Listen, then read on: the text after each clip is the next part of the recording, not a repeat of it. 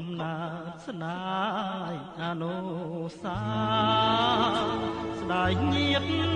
ទេកាធ្លាប់មករស់សុខសាន្តណាយស្ដាយដល់ណា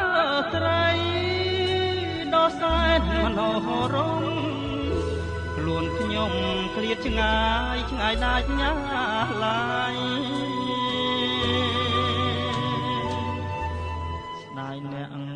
ចំរៀងដែលបងបាត់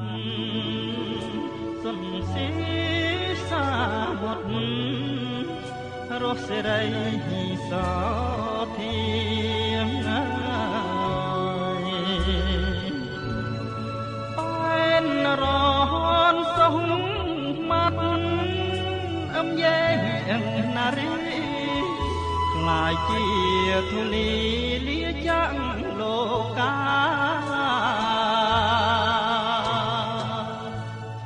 ខ្ញុំប្រត់ណាស់តែកាយតែចិត្តចាំនៅស្អប់រឿងស្រូវនៅក្នុងលោកកាខ្ញុំប្រត់ម៉ែប្រត់គូសង្សារគូលណែនអរាសោកាគ្មានលហាអូអិនព្រំដែរមានចេស្ដាអស់លោកអ្នកតាទឹងទាំង5